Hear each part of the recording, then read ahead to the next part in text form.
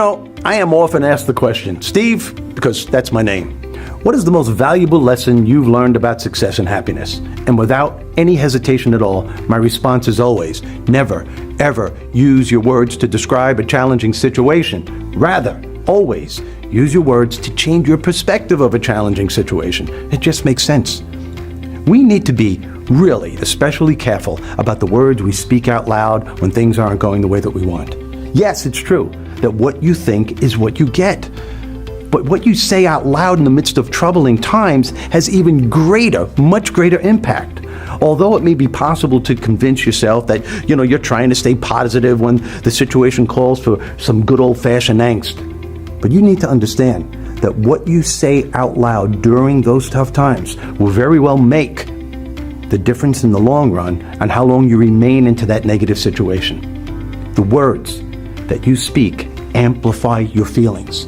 Those feelings trigger emotions, mental images, which in turn will lead you to the actions that you eventually take. And listen, here's the bottom line. The actions that you take will lead you to the outcome. In other words, if what you think is what you get, then what you say out loud is what you ask for. If you're always thinking about how badly life is treating you and telling who will ever stand long enough to regret doing so about how you just can't get a fair shake and everything is not going the way that you want, you're going to always feel miserable. Always. Think about it. You ever hear anyone say misery loves company? Being miserable, being miserable doesn't exactly attract good things into your life, does it? You have to understand that. If you want your life to change for the better, start by consciously changing what you think and what you say. Awareness is the first step in stifling this voice, or as I like to call it, this big mouth in your head, from turning a compulsively negative mindset around. You see, once you recognize this dismal reality these thoughts and words are creating for yourself, you can step back, observe the direction that you're going in, and take action against them. You see, you do this by counter-attacking with empowering thoughts and words that will instill hope, faith, confidence, courage, determination, and optimism. Whatever it is that's bringing you down, acknowledge the fear, anger, or any negative emotion that it represents, and immediately, when I say immediately, I mean immediately, go on the offensive and bombard those negative emotions with empowering, emotionally charged words.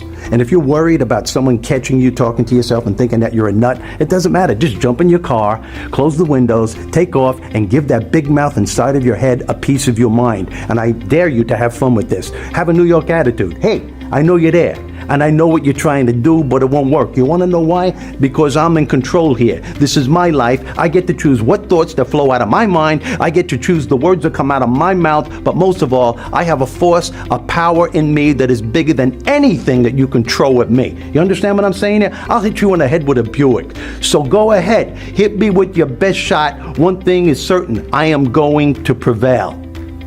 See how I had fun there? That's what you need to do. Whether coming from a positive or negative place, your words inevitably affect your attitude, thus your situation. Always remember this. You are the creator of your life. The moment you open up your mouth to say something, you start the process of creation in motion. Listen, the choice is yours, my friend. It always was, and it always will be.